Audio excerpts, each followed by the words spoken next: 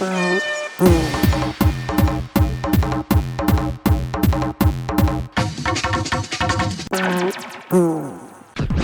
we're going to make an emissive material this time, and we're going to go through some important stuff about material instancing, something that's really good to bear in mind when using Unreal. So let's jump into it.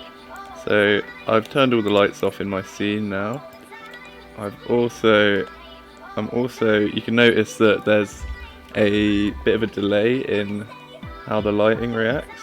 That's just a setting called auto exposure, which is really good for games because it mimics how your eyes actually react to walking in and out of rooms. It takes a while for the light to kind of adjust, for your eyes to adjust to the light. I'm going to turn that off for this use, so go project settings, type auto exposure.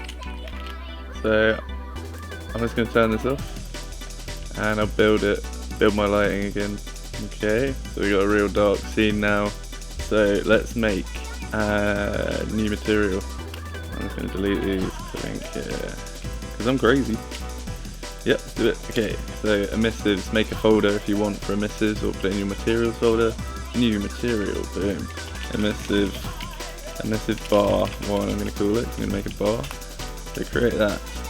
So make some geometry for it to go on. Drag a cube in. I'm going to scale it like this. And then like this. A bit smaller. Beautiful. Okay. So in our material, let's go. So in our emissive material, we should have this. Should look like a regular material. Right click, create a constant 3 vector. I think I've gone over this, but this is just part of learning the Unreal terminology. Constant 3 vector is 3 vectors that correspond to RGB. So RGB being those 3 vectors, and it makes a blend between them, so that is where you get this colour. Let's make it green, because the coolest kind of emissive colour is green, in my opinion. A bit richer green maybe. Rich green that we can then bump up the emissive of. So chuck this into emissive colour. Once you save that, you may instantly have an effect. You can see it lights itself up in the dark, so that's cool. So just for now, we're going to deal with this as it is. So we've got another bar. Let's drag out another one. Bar 2 here. And we want this one to be blue, right? We can't just go in here and change this colour to blue. It's going to change the colour of all of our objects. So material instancing is just a really nice organisation kind of method that Unreal has set in place. So what we're going to do is right click on this one and go create material instance. So think about this as an instance of the material where you want something to change. So emissive bar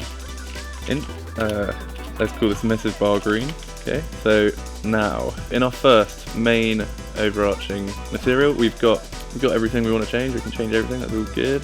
This one, however, doesn't give you the blueprint. They're locked off, they're unable to be changed. Got some stuff you can change, but we want to change the colour. So what we need to do is right click in here and go convert to parameter. Boom, we got a parameter. We're going to call it emissive colour. And we have now coded in our own functionality for our material instance to have. So emissive bar 1 is here, emissive bar green. Once we save and apply that, emissive bar green, we've created a new menu option. That is mental. We now have emissive colour, and this one can be changed to green now, and this one is still blue. See, we've still got these two options, and dragging this instance onto here, we got the two colours. So that's the basics of material instancing. What it means is you can use the same texture for a load of stuff, but if you've got slight changes in the texture, you can create an instance that shares most of the same values and properties, but you can change what you want. You can really control what you want to change with stuff. This could be changes to UV, texture coordinates, emissive strength, animation. You can get absolutely insane with it. But this is just the basics. You can now have as many copies of the blue bar and as many copies of the green bar. You can have this material on this one, this material on this one, and any changes you make to each will not affect each other, I hope that's helpful to you. Just the basics of material instancing. Some of that node-based stuff is really going to help us out getting on with the next bit where we're going to bump up the emission a bit more and get it a bit more delicious looking. So catch me in that next one, and I hope these tutorials are doing well for you. We'd love to see any cool environments you guys have made, so please do drop those in our Discord if you make something cool. Cheers.